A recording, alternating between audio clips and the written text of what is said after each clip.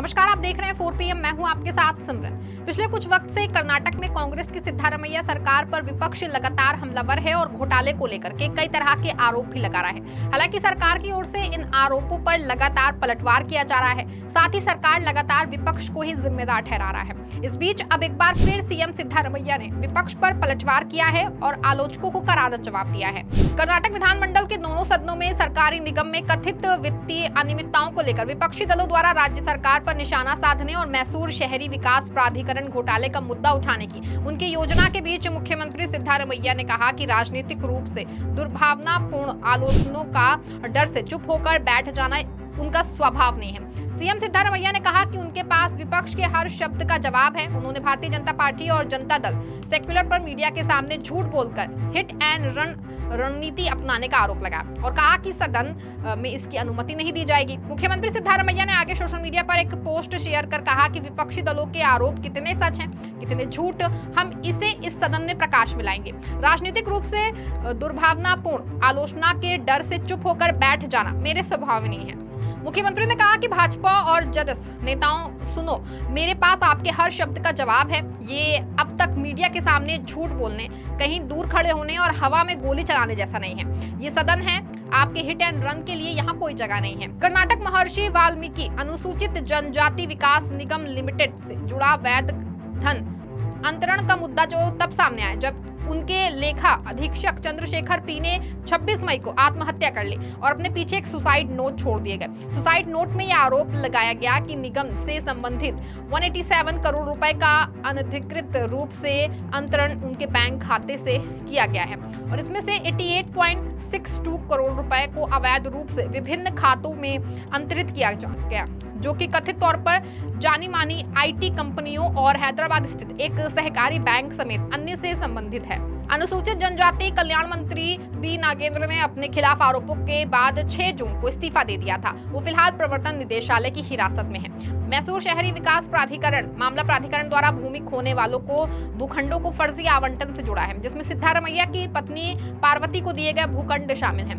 MUDA ने पार्वती को उनकी 3.16 एकड़ जमीन के बदले आधे आधे के अनुपात योजना के तहत भूखंड आवंटित किए थे, जहां MUDA ने एक आवासीय लेआउट विकसित किया था। विवादास्पद योजना में लेआउट बनाने के लिए अधिग्रहित अविकसित भूमि के बदले भूमि खोने वालों को विकसित भूमि का 50% आवंटित करने की परिकल्पना की गई है। भाजपा और जदस ने इन दोनों मामलों में सिद्धारमैया के इस्तीफे और CBI जांच की मांग की है। MUDA मामले में भाजपा द्वारा मुख्यमंत्री के इस्तीफे की मांग पर प्रतिक्रिया व्यक्त करते हुए उप मुख्यमंत्री GK शिव कुमार ने कहा कि उन्हें विधानसभा में अपना मुद्दा उठाने दें, हम इसका जवाब देंगे, चाहे ये MUDA हो या कोई अन्य मामला हो। जाहिर है कि सिद्धारमैया सरकार की ओर से लगातार विपक्ष के आरोपों का जवाब दिया जा रहा है। वहीं दूसरी ओर सिद्धारमैया सरकार लगातार विकास कार्यों पर भी जोर दे रही है। इस बीच कर्नाटक सरकार में उप मुख्यमंत्री DK शिव कुमार ने कहा कि कर्नाटक सरकार बेंगलुरु में 157 किलोमीटर लंबी सड़कों की व्हाइट टॉपिंग के लिए 1800 करोड़ रुपए खर्च करेगी, ताकि ये सुनिश्चित किया जा सके कि ये सड़कें गड्ढा मुक्त हों और करीब 25 साल तक ऐसी ही बनी रहें। यहाँ बता दें कि व्हाइट टॉपिंग मौजूदा सड़क को कंक्रीट की परत से ढकने की एक प्रक्रिया है। डिप्टी सीएम शिव कुमार ने आगे कहा कि बेंगलुरु की सड़कों पर गड्ढे होने की आशंका है, इसलिए हम सुगम संचार बेंगलुरु और ब्रांड बेंगलुरु पहले के तहत सड़कों पर व्हाइट टॉपिंग करने की तैयारी कर रहे हैं। इससे पहले उन्होंने चामराजपेट, गांधीनगर, मल्लेश्वरम और महालक्ष्मीपुरा क्षेत्रों में 200 करोड़ रुपए की लागत से व्हाइट टॉपिंग की गई। 19.67 किलोमीटर लंबी सड़कों का उद्घाटन किया। पिछले दिनों से कर्नाटक में महिलाओं के लिए फ्री बस की योजना बंद करने की आ रही खबरों के बीच अब कर्नाटक सरकार की ओर से इस तरह की सभी चर्चाओं पर विराम लगाते हुए मामले की सच्चाई बताई गई।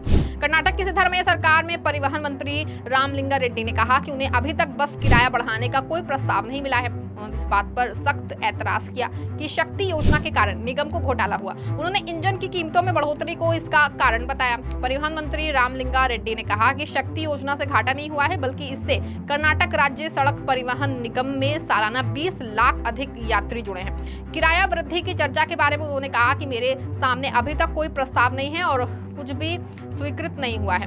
परिवहन मंत्री ने आगे ये भी कहा कि KSRTC को होने वाला घाटा ईंधन की बढ़ी हुई कीमतों के कारण है। जब हमने 20 लाख यात्री जोड़े थे तो शक्ति को दोष क्यों दे? ये ऐसी योजना है जिसमें बहुत से लोगों को लाभ हुआ है। हमें जो घाटा हो रहा है वो पेट्रोल और डीजल की कीमत में वृद्धि के कारण है। हमारे कर्मचारियों के वेतन में वृद्धि हुई है, कांग्रेस सरकार की 5 गारंटियों में से एक शक्ति योजना राज्य की सरकारी बसों में महिलाओं को मुफ्त यात्रा प्रदान करती है। जाहिर है कि परिवहन मंत्री ने उन सभी चर्चाओं व अफवाहों पर विराम लगा दिया जिसमें पिछले कई दिनों से फ्री बस सेवा योजना के बंद करने की बात कही जा रही थी और नारी शक्ति योजना से घाटा होने की बात कही जा रही थी। परिवहन मंत्री के स्पष्टीकरण के बाद अब इन सभी चर्चाओं पर विराम लग गया है। इस खबर में फिलहाल बस इतना ही। ऐसी तमाम राजनीतिक खबरों के लिए बने रहें और देखते रहें 4 PM। धन्यवाद।